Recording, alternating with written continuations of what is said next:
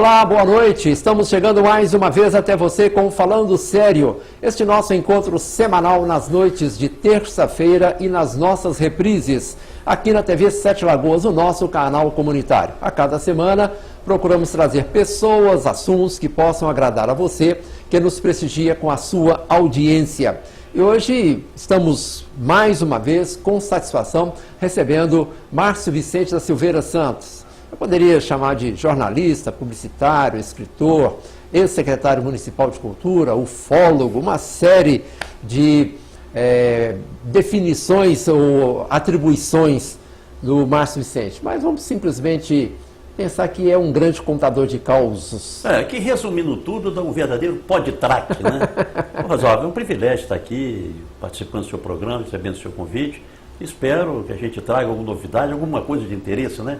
Porque o nosso mundo já anda cheio de abobrinhas, principalmente nessa antivéspera de eleições, né? Ave Maria, que Deus nos livre, né? Queiramos ou não, vamos ter que enfrentar essa situação. Pois é, e nós vamos falar um pouquinho sobre isso também, Márcio? Não há necessidade. Não, assim, en passant, né? Veja bem, você falou novidade. E você me fez lembrar que no ano de 2010 o Radar esteve lá no Centro Cultural Joaquim Drummond, o Casarão, no lançamento Noite de Autógrafos do seu livro Tiradentes em Sete Lagoas. E na época você me falou que já estava juntando material para fazer um novo livro e parece que o parto está próximo. Realmente nós aproveitamos esse último ano, foi um ano sabático, né? Bem forçado. Desempregado? Aposentado não pode ter ano sabático, não, né? Que ter ano sabático é esse. Esses empresários, etc. e tal, né? Pode se dar o luxo de ficar um ano, entre aspas, à toa, né? Eu concluí um trabalho da seguinte forma, que o Tiradentes esteve em Sete Lagoas, como acredito que todos saibam, entre 1780 e 1781, né? Então o que ele veio fazer aqui? Ele veio para Sete Lagoas exatamente porque Sete Lagoas é um registro, quer dizer, um centro de cobrança de impostos, muito importante na capitania de Minas Gerais, exatamente no século XVIII. Então, naquela oportunidade, naquele primeiro livro, Tiradentes e Sete Lagoas, a minha proposta era comprovar documentalmente a presença de Tiradentes e Sete Lagoas. Que é um fato histórico, mas que nunca foi abordado de uma maneira assim, nem razoável pelos historiadores, nem os historiadores militares. Que, aliás, os historiadores militares, há pouco tempo estava discutindo isso com um amigo, parece que eles fazem até questão de passar por cima, esquecer ou não se referir à presença de Tiradentes e Sete Lagoas. Eu diria mais, os próprios comandantes nossos aqui, do nosso 25º, não é? E agora até o nosso Colégio Tiradentes, eles não sabem, eles não valorizam, quer dizer, a presença do Tiradentes e Sete Lagoas, que eu acho que seria muito importante, no meu ponto de vista como civil, de que os militares falassem sobre isso, e isso seria um motivo de orgulho, você servir numa cidade onde um comandante militar foi o Tiradentes, que é o patrono, né, da Polícia Militar de Minas Gerais. Muito bem. Então, o que ele veio fazer aqui? Foi porque Sete Lagoas era um grande entreposto comercial da capitania de Minas. Aqui passava viajantes em direção ao norte, né? Aqui passavam por aqui várias estradas reais, o caminho do boi, que as boiadas desciam do sul da Bahia, em direção às áreas de mineração, passando por Sete Lagoas, etc, etc. Então, aqui é um grande entreposto comercial e também de arrecadação fiscal, arrecadação de imposto. E ele veio para cá exatamente para garantir essa cobrança e também evitar o contrabando, entre outras coisas. Então, o foco desse livro é exatamente isso. O enfoque mais da área econômica de Sete Lagoas e da região do século XVIII. Não é por mero acaso, então, que Sete Lagoas tem um distrito que se chama Silva Xavier. O que pouca gente sabe, não é? Dependendo do modo que você conduza ou que faça a pergunta, a pessoa não vai saber que Silva Xavier foi exatamente, antigamente chamava-se Cascudos, estação de Cascudos, né? Eles chamavam Cascudos. Tem o nome de Silva Xavier é homenagem a Tiradentes, porque a Central sempre deu nome às suas estações de grandes figuras da nossa história, né? Políticos, etc. E como já havia estação de Tiradentes, perto de São João del Rei, então eles deram o nome aqui de Silva Xavier. E é lá que a gente pretende fazer uma proposta que a gente tem, lançamos no livro, e que, se Deus quiser, pode vir a ganhar corpo, e quem sabe se a gente não faz lá um memorial Tiradentes. Porque, com detalhe, nós temos o Museu da Inconfidência, em Ouro Preto, que fala sobre o Tiradentes Inconfidente. Sobre o Tiradentes Inconfidente tem mais de 300 livros. Eu já consultei, acredito que a metade desses livros aí, exatamente procurando informações sobre o Tiradentes militar, o que a gente não tem. Então, vamos deixar que o Museu da Inconfidência conte a vida, a história, a importância do Tiradentes como inconfidente, e que nós aqui em Sete Lagoas contemos a história do Tiradentes militar. Inclusive, uma coisa que nem o Museu da Polícia Militar que tem no Prado, em Belo Horizonte, conta. O museu lá é relativamente pobre com informações relativas a Tiradentes. Lá não tem praticamente nada. Quer dizer, os documentos que eu consegui levantar, alguns até inéditos, segundo alguns historiadores, dei sorte, né? Porque o pesquisador tem que ter sorte para descobrir um papelzinho aqui, um documentozinho ali. E eles não têm, nem sabiam, nem conheciam.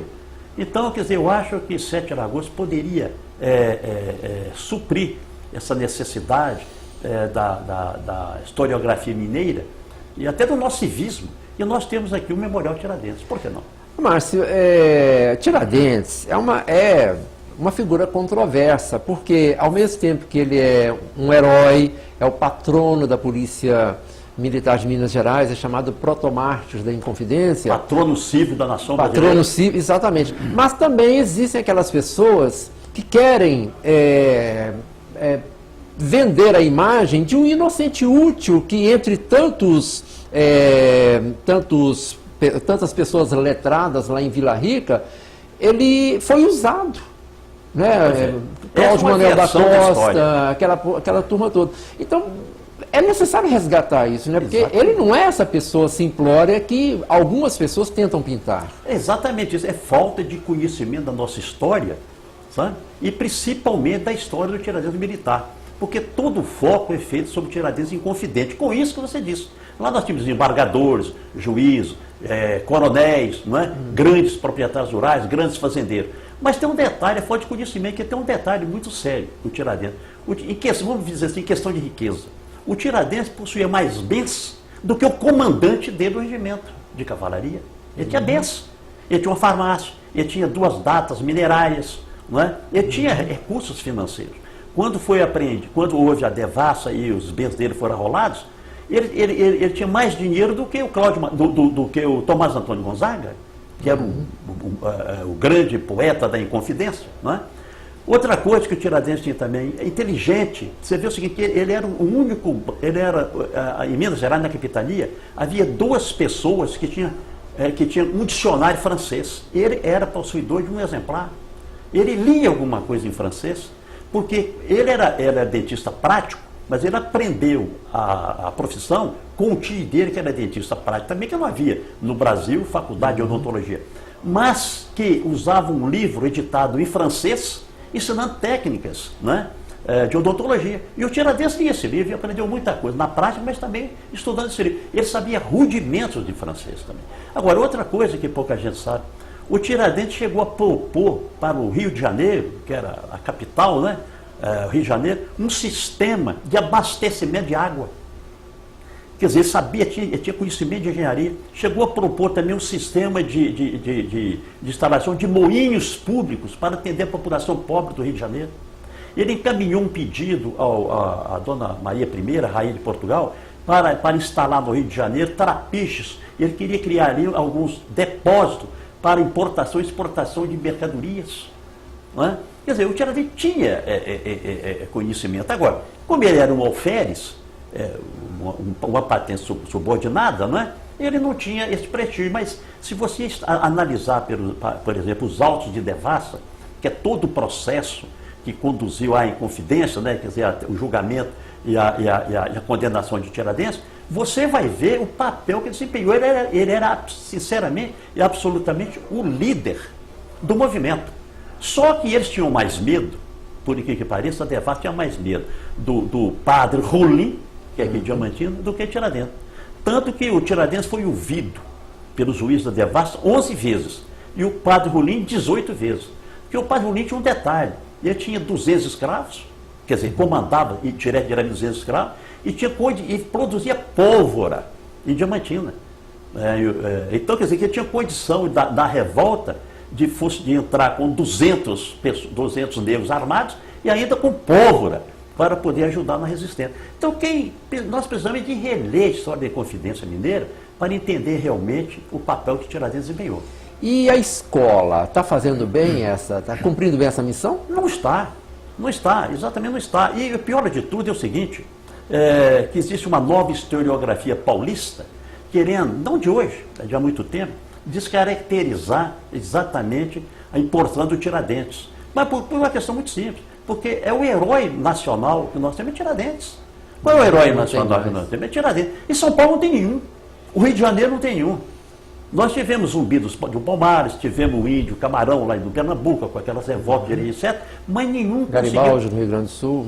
Hein? Garibaldi no Rio Grande do Sul. Garibaldi, né? Quer dizer... Que é italiano. Ele era italiano. Ele era italiano. Italiano. Pois é, mas nós não temos um vulto da importância do Tiradentes. Então, essa historiografia paulista quer descaracterizar e tirar a importância do Tiradentes, mas não consegue. Pois é, mas um dos problemas é que os livros didáticos usados em Minas Gerais são produzidos em São Paulo por autores paulistas, na maioria das vezes. E é o que eu digo para você, e no princípio até eu fiz um comentário, que é um comentário até, me permitam repetir, um pouco crítico. Eu digo para você que a própria polícia militar não conhece a história do Tiradentes como militar. A outra coisa que o Tiradentes fazia, o Tiradentes, Dom Rodrigo José de Menezes, que foi o segundo comandante do Regimento de Cavalaria, dava a Tiradentes missões, por exemplo, quando as minas estavam se esgotando, ele achava que poderia desenvolver alguma coisa no Vale do Rio Doce, daquela região ali.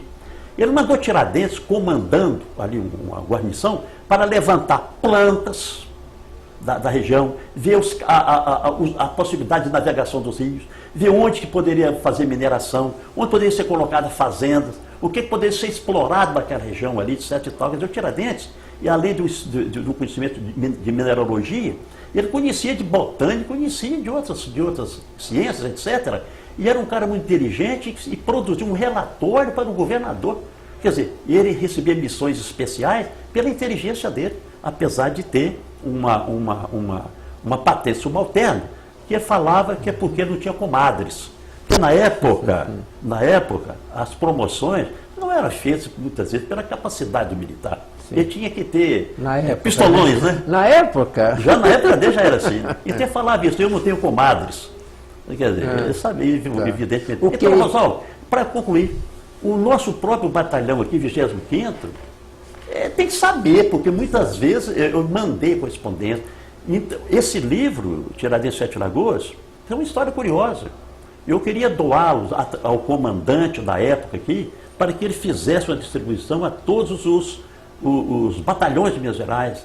Tem uma história meio complicada, eu não consegui entregar para ele.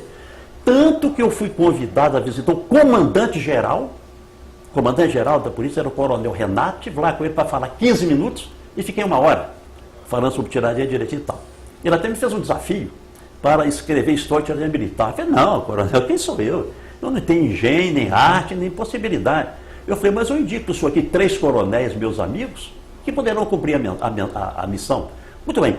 Então eu doei para a polícia militar lá 100 exemplares para doar para todos os batalhões, para que mostrasse. Mas aqui em Sete Lagoas eles não falam, não sabem, não tem uma informação lá que fala assim, Tiradentes, fala assim, soldado, Tiradentes, o seu patrono foi o comandante desse quartel. Não tem nada, eles não sabem.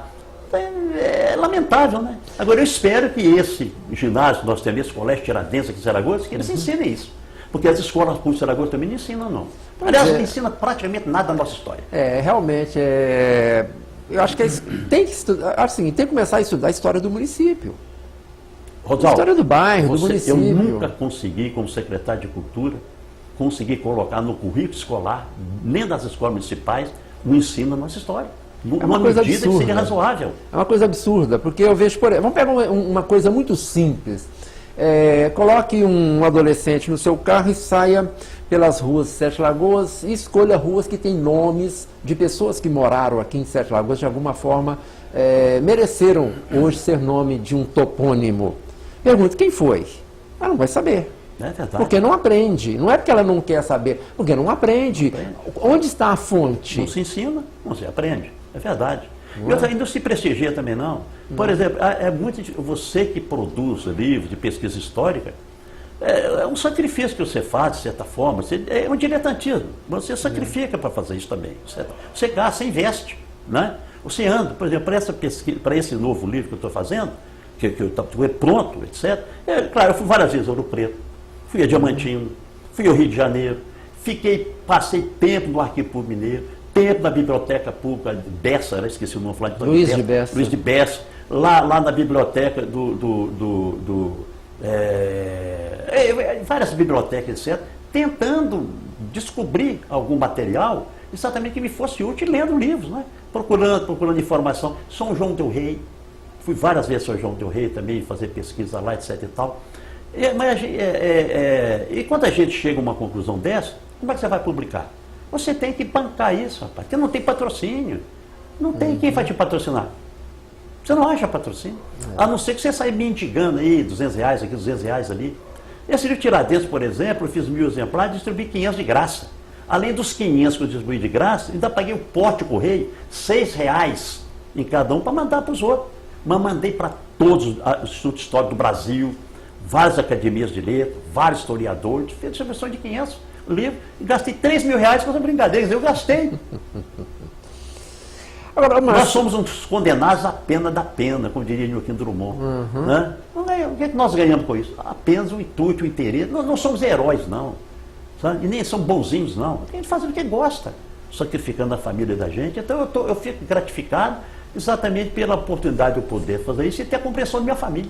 Mas aí eu acho que nesse ponto você pode, eu não sei se é privilegiado é a palavra, mas você tem o apoio da família. Eu sei, por exemplo, a Vera, sua esposa, viaja com você para fazer essas pesquisas, né? Quer dizer, em vez de ficar em casa reclamando, ela vai junto, ela participa, né? Isso é muito bom, isso é importante, né? Há pouco tempo, alguns anos atrás, foi assim, vamos percorrer os locais onde ficou os quartos do herói. Né, que Tiradentes, quer dizer, foi esquartejado.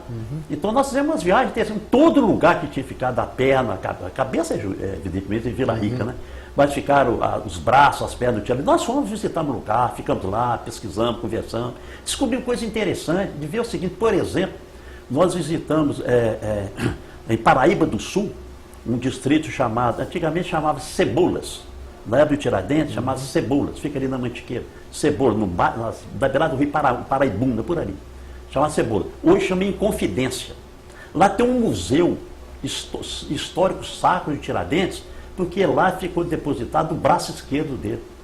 E lá, então nós vimos lá numa urna pedaços, fragmentos de ossos que seriam do Tiradentes, que historicamente tudo indica que realmente são do Tiradentes.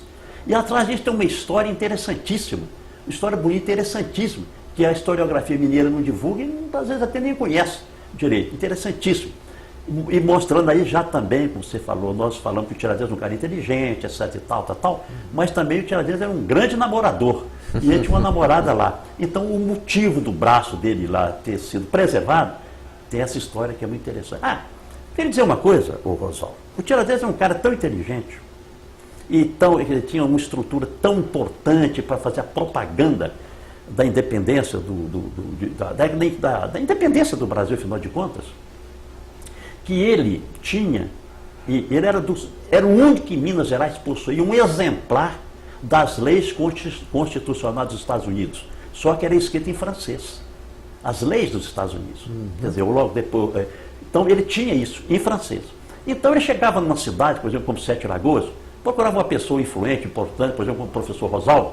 Assim, professor Rosaldo, eu não sei francês, mas está aqui essa Constituição e tem um dicionáriozinho. Eu queria que o senhor traduzisse para mim aqui. Pô, as leis constitutivas dos Estados Unidos da América o que é? Um libelo, né? Contra a tirania, um libelo a favor da democracia, da liberdade, dos direitos dos povos. Não é à toa que é considerada a maior democracia do mundo. Pois é, então ele já está fazendo uma propaganda de uma maneira inteligente, rapaz. Você está entendendo? Subliminar. Ele deixava lá com o cara, ele viajava muito, claro, né? Deixava lá o exemplar em francês das leis constitucionais americanas e até o dicionário. E esse dicionário tem uma coisa curiosa. Posso contar rapidamente a história? Sim, fica à vontade. Esse dicionário foi encontrado num saco lá de papéis velhos no Ministério da Educação. E o cara que descobriu isso doou esse exemplar, porque ele, não sei se sabe qual é o motivo, para uma biblioteca pública estadual de Santa Catarina. De Santa Catarina. Então, quando o Tancredo Neves veio a ser governador, ele pediu ao governador Esperidião Amin a doação desse dicionário, porque deveria ficar aqui no Museu da Inconfidência em Ouro Preto. E o Esperidião Amin doou esse exemplar para Minas Gerais. Agora, com um detalhe, toda a correspondência, o pedido que foi feito do governador Tancredo Neves, a resposta, foi feito um pedido da Assembleia Legislativa para autorizar, o Conselho Estadual de Cultura de Santa Catarina teve que aprovar, toda essa documentação que dá mais ou menos umas 80 ou 100 páginas, eu tenho cópia. Tem cópia. Os institutos em Minas Gerais, que eu conheço, ninguém tinha. Eu mandei para todos. O instituto não tinha. Então, quase ninguém conhecia conhecia que houve esse fato, mas a documentação ninguém tinha. Então, eu fiz questão de reproduzir isso geograficamente, reproduzir tudo, mandei para esse pessoal todo, de vez em quando até recebo um pedido de alguém. Tem esse material, quer dizer, mostrando o trâmite disso. Mas isso é apenas en passant, como você diz. Mas para dizer o seguinte, que o Tiradentes realmente foi um cara fantástico. E, concluindo, eu andei com a Vera, nós andamos em todos esses lugares. Vamos lá, palhaçando, conversando com as pessoas, historiador e tal. Histórias interessantes que a pessoa não, que faz parte da nossa história e que a gente não sabe, né? Que é muito gratificante saber. Pois é, mas, Márcio, dá para ter esperança de que o sistema de ensino no Brasil, e especificamente em Minas Gerais, ainda faça justiça à figura do Tiradentes? Diante disso que está aí? Pois é, eu acredito que sim, vai chegar um ponto que a gente vai ter que fazer isso. Apesar de que o que é lamentável é que o tempo vai passando, as fontes de informação vão se deteriorando, né? Por exemplo, eu vou levantar uma questão aqui. Este ano nós fazemos 160 anos do nascimento de Dr. João Antônio de Avelar. Quem conhece o Dr. João Antônio de Avelar? É nome de rua, né? Rua Doutor Avelar. Não, e foi o Sete Lagoas de biografia mais ilustre. Foi constituinte. Foi constituinte, assinou a primeira Constituição da República, não é? Trouxe a Estrada de Ferro Central do Brasil para Sete Lagoas, foi ele, o trabalho dele. O Teatro Redenção é o trabalho dele. Foi agente executivo, né? Que era prefeito da cidade. Criou o primeiro jornal de Sete Lagoas. Contista, escritor, grande médico. Médico do Hospital Nossa Senhora das Graças, trabalhou sempre de graça, etc. Um cara que a gente deveria ter até comemorado o 7º dele, os 150 anos, não comemoramos. Do mesmo modo também, desculpe os meus amigos da área de cultura, da prefeitura, etc. Como nós não comemoramos também, desculpe, meu ponto de vista adequadamente, os 150 anos de emancipação política de Sete Lagoas. O que houve? Realmente a comemoração foi muito abaixo da importância da data. Pelo menos da importância histórica. Então, como se nós não damos exemplo, né, um bom exemplo à juventude, desse nosso compromisso cívico e até bairrístico, como é que nós vamos querer que o jovem aprenda e saiba e divulgue a nossa história? Um povo sem memória está condenado aqui. Lamentável, né? Mas vamos em frente. Vamos acreditar. Teremos que ser otimistas. Sem dúvida. Nós estamos apresentando Falando Sério, hoje recebendo o Márcio Vicente da Silveira Santos, que está prometendo já, quem sabe, para o mês de julho, um novo livro sobre essa passagem importante de Tiradentes por Sete Lagoas. No segundo bloco vamos falar um pouco mais e também sobre um assunto que é paixão do Márcio Vicente, que é ufologia. Daqui a pouco nós voltamos.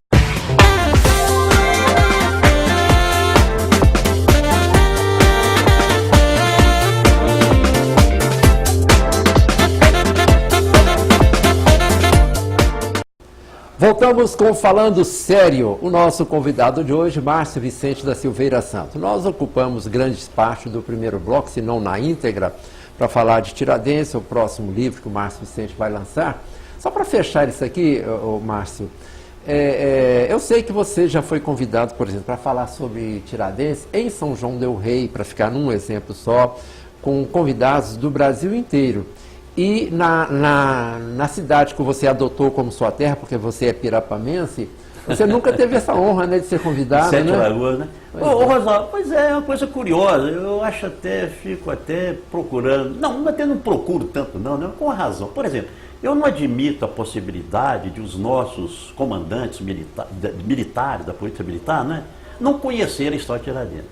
E nem saberem que ele foi o comandante de 7 de agosto. Apesar de que tem um detalhe, os livros de história da Polícia Militar também, não falam não. Da própria escola, da polícia? Não, os livros, eu tenho, por exemplo, eu tenho alguns livros, por exemplo, os três mais importantes livros sobre a história da Polícia Militar de Minas Gerais, um chama-se Crônica Militar, que foi feito por Augusto de Lima Júnior.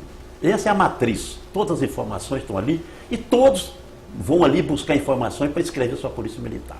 O outro livro interessante é do um coronel chamado Crônica da Polícia Militar. O coronel Geraldo Tito da Silveira. Ele fala duas linhas sobre Tiradentes. Olha assim, entre 1780 e 1781, esteve Tiradentes no comando do quartel do Sertão de Sete Lagoas. Ponto. Acabou.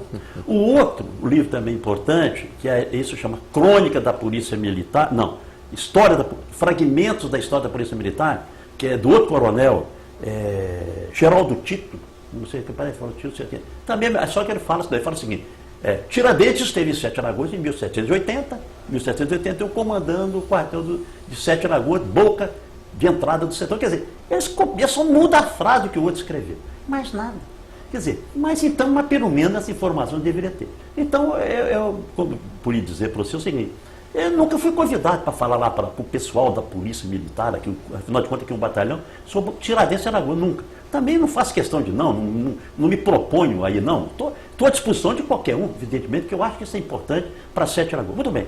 Mas, curiosamente, duas vezes eu fui ao GAI, o Exército Brasileiro, falar sobre Tiradentes e Alagoas. Falar para os oficiais. Duas vezes. Quer dizer, é curioso, né? É como ir à polícia falar de Caxias, né? Pois é, não é mesmo? Mas é curioso, mas por que eles se interessaram? Porque isso é importante para a história da cidade. Né? Agora, São João del Rei é uma questão absolutamente normal, né? Porque o Tiradentes nasceu em São José del Rei, mas que era... Sim. Foi que hoje é Tiradentes, né? Tiradentes, São João del Rei, eu tenho um carinho todo especial para lá, porque eles, imerecidamente, me puseram lá como sócio do Instituto de História e Geográfica. Então eu vou sempre lá direitinho, tem grandes amigos lá, etc. E realmente lá eles falam sobre Tiradentes, etc. E tem que venerar Tiradentes. Bom, vamos mudar um pouco de assunto, Márcio Vicente. Nesse momento, nesse momento tem um objeto voador não identificado andando pelos céus do Brasil. Seria ele candidato a presidente da República? Quem sabe consertaria esse país? E aí, Márcio? E aí é que eles estão aí, né, Rosaldo? Queiramos ou não, eles estão aí. Né? Apesar de muita gente falar que não acreditar, apesar de países como os Estados Unidos, né, assumir um papel internacional, de esconder o fato, de pressionar os outros países para que nada revele, como é o caso do Brasil. Howell? Hein? Falando daqueles lá de Howell, por exemplo? Não, até hoje, o americano faz tem uma política internacional, segundo diz, até existe um tratado que o Brasil é signatário, que todos os assuntos relacionados com o disco voador, isso é tratado pelos Estados Unidos. Por exemplo, o famoso caso nós tivemos em Varginha, tudo isso foi para os Estados Unidos. A Operação Prato, que foi feita também nos anos 80, lá no Pará, não é? No Pará, o famoso chupa-chupa, também foi abarcado pelo governo dos Estados Unidos. Recentemente, caiu uma nave no México, Nesse ínterim, enquanto eles faziam a busca da nave, o exército... Essas coisas acontecem. Desculpe essas a coisas interrupção, acontecem. Esqueci, falha nossa. Enquanto o exército mexicano tentava identificar onde tinha caído a nave, um grupamento militar dos Estados Unidos, né, usando 2 grandes helicópteros, todos com equipamento sofisticado direitinho, invadiram o México, resgataram a nave. Os soldados mexicanos, por uma questão que não se sabe ainda, estavam mortos, talvez pelo contato ali com algum veneno, alguma coisa ali emanada através da nave, levaram a nave, soterraram os soldados e toda aquela área toda ali, antes que a diplomacia americana conseguisse, com negociação com o governo mexicano, para entrar no seu país para fazer isso. Então, dentro desse tratado, o que aconteceu no relacionamento entre o México e os Estados Unidos? Nada. Quer dizer, então os Estados Unidos têm um mandato mundial para tomar conta do assunto e o que é? Esconder da opinião pública a presença dos extraterrestres na Terra. E aquela autópsia que teria sido feita? Aquilo, a controvérsia, né? Aquilo não está absolutamente comprovado que fizeram, que aqueles seres que estavam ali seriam realmente os extraterrestres. Porque poderiam ser bonecos, não é? Então, apesar de que a cenografia tivesse sido muito boa, alguns técnicos, alguns especialistas apontaram algumas incoerências. Mas só que tem uma coisa muito curiosa por trás disso tudo, mas que também isso não está na mídia, porque a mídia não faz questão de mostrar a verdade sobre os discos voadores. Pelo contrário, a mídia goza, leva isso na base da gozação. Quer dizer, eles vão ser surpreendidos um dia, né? A Rede Globo, por exemplo, ridiculariza certos fatos, então não faz um trabalho jornalístico, procura escamotear isso aí. Lá em Roswell, lá foi em 1947, aconteceu uma coisa curiosa. Do filme que eles exibiram, né, no mundo todo, como se fosse a autópsia desses extraterrestres, mas tem um detalhe. Diz que foi coisa montada agora, mas a película, pela numeração que tem na película, todo o número da película, que foi feita pela Kodak, é original. Ela é de 1945. Quer dizer, os caras guardaram uma película, né, virgem, para fazer uma cópia usando uma... Esperaram não sei quantos anos para forjar. Olha que coisa curiosa, né? Então existe essa dúvida se aquilo ali seria verdadeiro ou não. Mas, de um modo geral, eles imaginam que seja fraude. Pelo menos é a versão mais forte. Bom, foi criado recentemente em Sete Lagoas um grupo que, aliás, recebeu o sugestivo nome de CELS. Bacana isso, né? Fala um pouco sobre esse grupo. Na realidade, não foi criado agora, não. Nos anos 70, eu, o professor Zilmar, o Genésio Cairo, Zilmar de Paula Barros, o Acácio, meu irmão, o Ronaldo Gotti, o Ronaldo também, a Deide Reis, de Baldim, etc. Nós tínhamos esse grupo. A gente pesquisava os discos voadores na região. Mas aconteceram alguns problemas de percurso, né? Nisso aqui. O Genésio morreu, o professor Gilmar morreu, eu me mudei para Belo Horizonte, o meu irmão foi para Belo Horizonte, etc. A Deide Reis estava distante, Baldim, etc. Então o grupo se dissolveu. Então agora, por insistência de alguns amigos, etc., porque tem muita gente interessada no assunto, e talvez em função de uma matéria que eu faço quinzenalmente no Jornal Tribuna sobre ufologia, então nós, por sugestões desses amigos, nós resolvemos nos reencontrar para ver se a gente pesquisa, né, a casuística regional, etc. E para poder termos um ambiente para trocarmos ideias a respeito do fenômeno ufológico. Porque tem um detalhe, pessoal.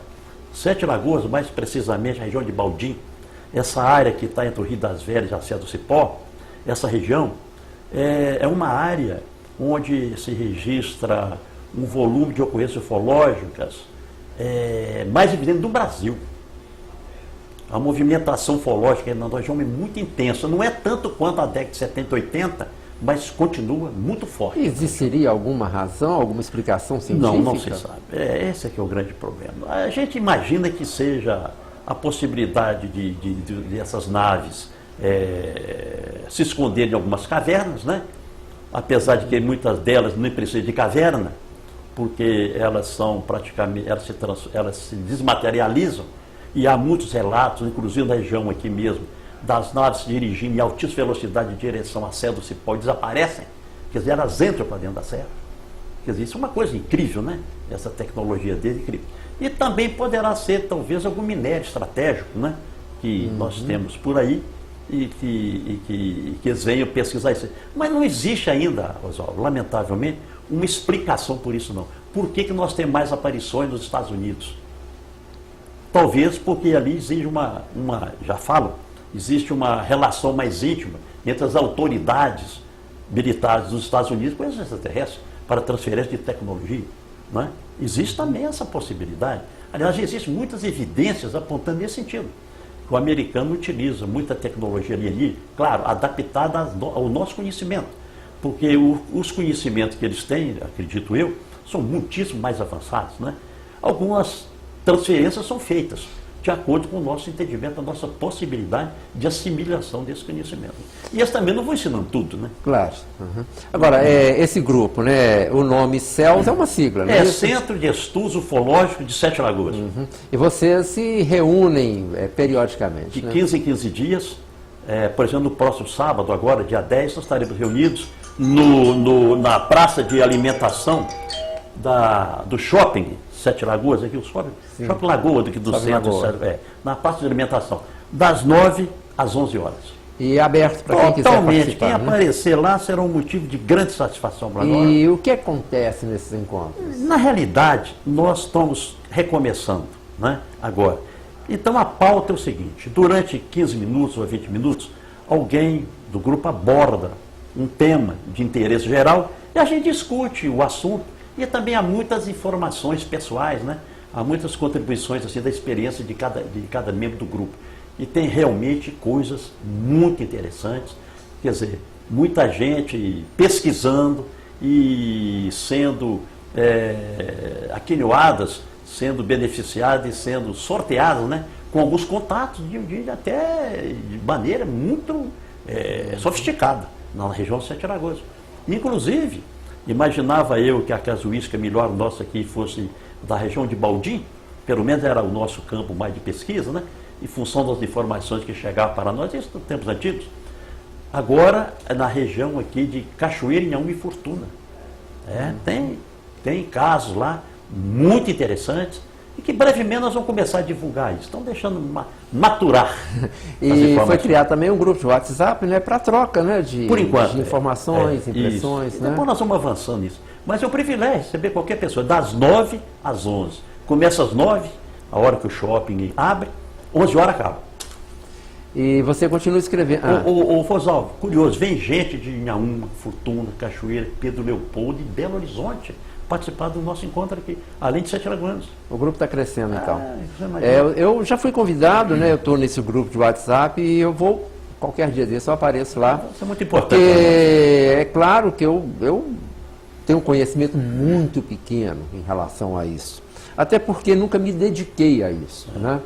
Mas em nenhum momento eu duvidei de que tudo isso possa ser verdade, né?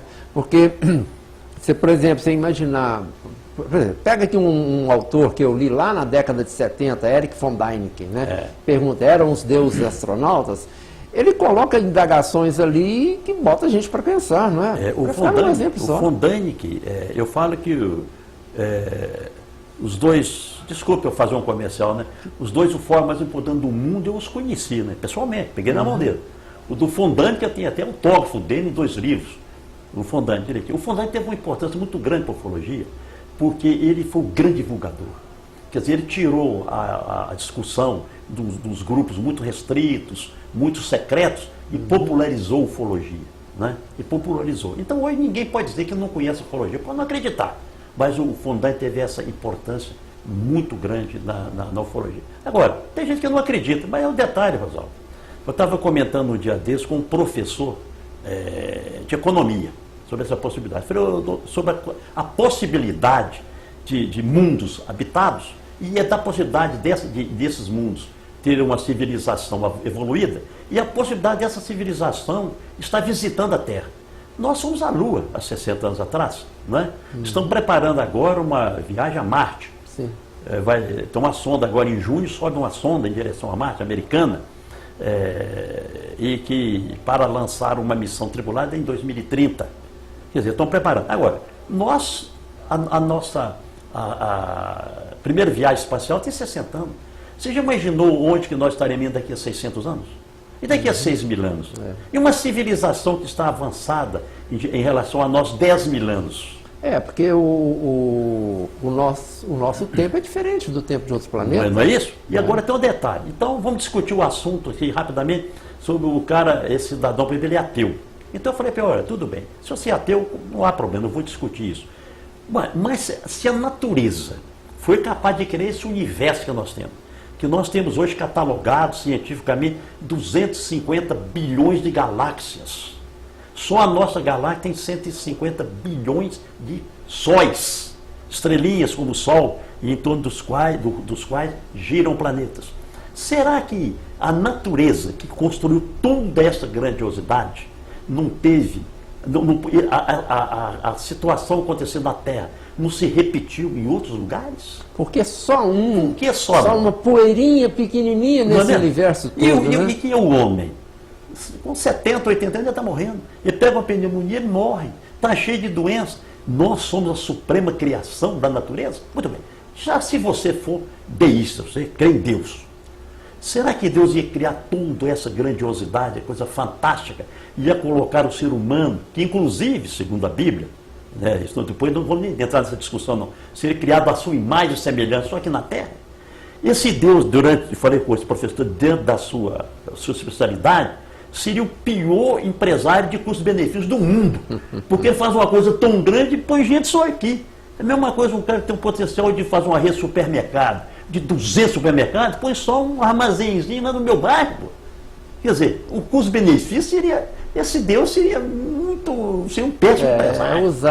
Para usar o termo, quer dizer, usar um fuzil AR-15 para caçar pardal. Não é mesmo? Então, quer dizer, não é possível, nós não admitimos essa possibilidade. E, admitida essa possibilidade nas duas hipóteses aí, né? Nós temos visitados.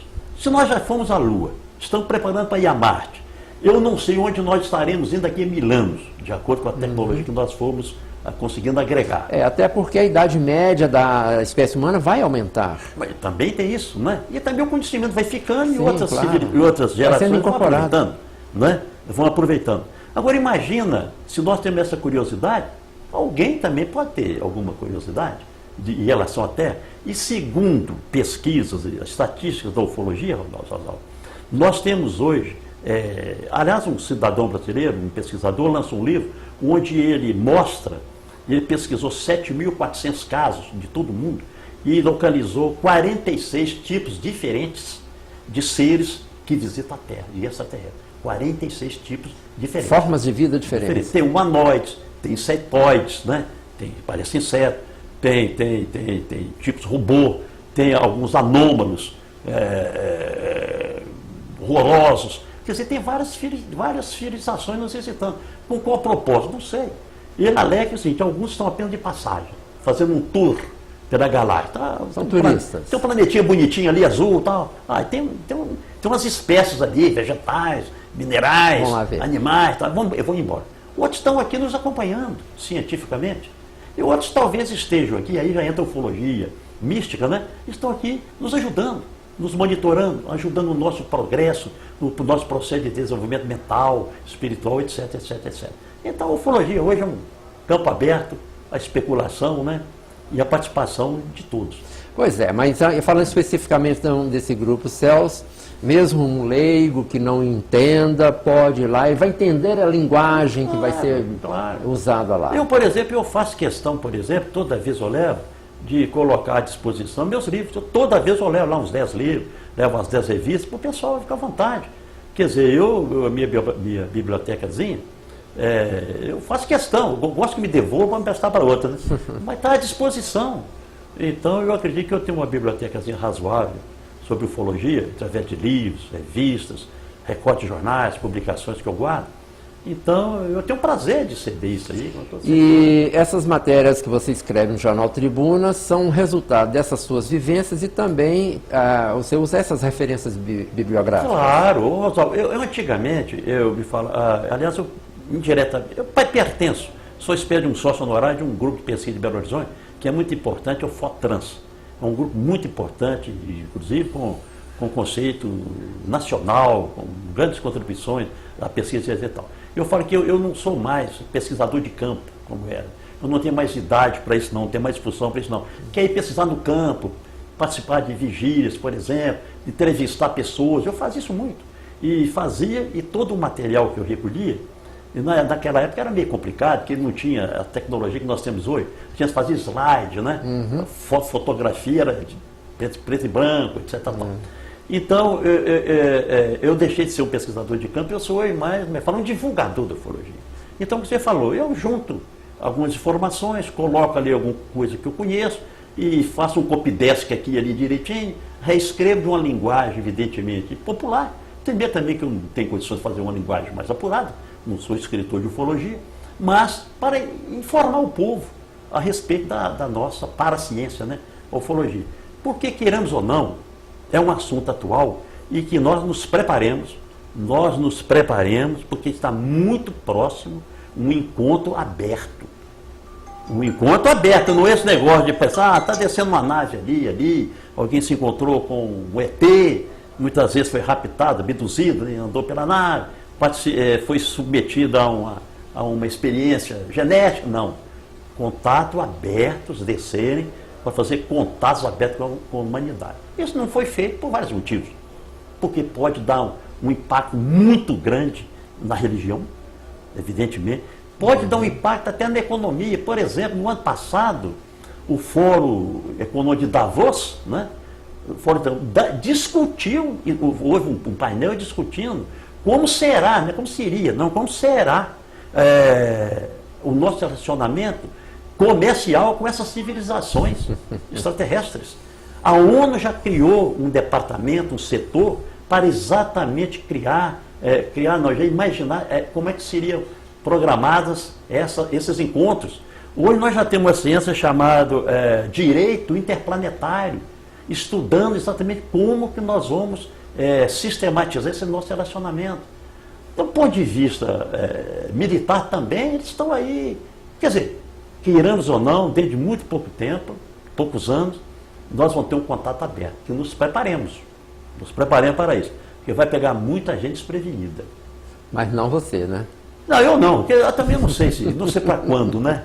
Mas eu espero, gostaria bastante, entende, de ser um dos privilegiados. Pois é, Márcio, a propósito, e aí é para encerrar mesmo, que já recebi o sinal ali de que nosso tempo está se encerrando, admitindo esse contato. Você, Márcio Vicente Vieira Santos, um apaixonado pela ufologia, como você se sentiria mais, digamos, pleno como ufologista? Nisso que você chama de contato aberto ou numa abdução? Não, eu vou apenas falar o seguinte, que aqui que eu escrevi, aqueles amigos que eu falei que existia, não é? Que há essa possibilidade, aqueles descrentes que eles vão ver a prova. Não é, quer dizer, não é que eu disse, não, que tem milhares e milhares de pessoas falando isso. Quer dizer, é uma realidade. Para nós mostrarmos, que eu acho muito importante, e falei há pouco tempo isso, mostrar a grandiosidade do poder criador de Deus. Puxa vida, isso é obra magnífica, isso é obra da criação, isso é o poder de Deus. Quer dizer, mostrando as várias humanidades, quer dizer, o poder dele criar várias civilizações, diferentes fisicamente, né, mentalmente, e com certeza civilizações muitíssimo mais evoluídas do que nós, tecnologicamente, mentalmente. Nós brigamos, matamos, estamos preocupados se o ladrão vai roubar o nosso carro, né? Se o nosso parente vai ser morto no assalto. Há civilizações muito mais evoluídas que não deverá existir esse tipo de problema. Então eu vou ficar feliz de saber isso. Existe realmente. E o poder de Deus é magnífico. E queria lembrar o seguinte, agora no mês de julho, dia 22, 23, 24, 25, nós estaremos discutindo em Varginha um dos casos mais fantásticos da ufologia mundial, que é exatamente o caso do ET de Varginha. Eu considero esse caso mais importante do que Roswell, que criou e iniciou a ufologia moderna. Varginha é um caso importantíssimo, está sendo já há 10 anos ou mais, que aconteceu em 1996, né? 22 anos. 22 anos. Estudado pelo mundo inteiro, pesquisado por pesquisadores do mundo inteiro. Quer dizer, um caso muito importante que colocou Varginha na geografia da ufologia mundial. E importante, né? A cidade soube capitalizar isso para atrair turismo. Vai ser inaugurado agora lá o Memorial ET de Varginha, né? Que é uma bela construção, que eu visitei recentemente, é uma bela construção, que vai ter o Memorial do ET, e curiosamente, o chefe da construção lá, o mestre da construtora é de Sete Lagoas. Olha só que coisa interessante, né?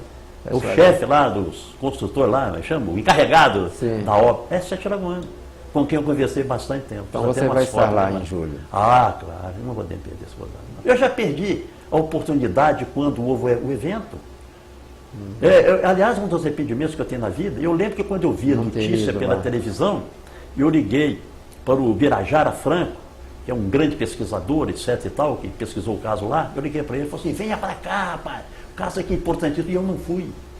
Não fui, não liguei, não dei valor, não imaginei. E eu poderia ser testemunha do princípio, rapaz, né? Bom, paciência. Mas estarei lá em julho, se Deus quiser. Ô, Márcio, foi muito bom receber você novamente aqui. Prazer, Tinha outro assunto em pauta, vai ficar para uma outra oportunidade. Zacarias, acho que Sete Lagoas tem uma dívida muito grande com Mauro Fácil Gonçalves. E eu desde já convido você, nós vamos convidar mais uma ou duas pessoas para participar aqui, falar um pouco desse Sete Lagoano tão ilustre, que nos deixou tão cedo, mas tem uma importância tão grande para a arte e a cultura de Sete Lagoas. Com certeza, vai ser um prazer, muito obrigado pela oportunidade, estarei sempre às ordens. Márcio Vicente Silveira Santos, nosso convidado de hoje, no Falando Sério, que volta na próxima semana. Até lá.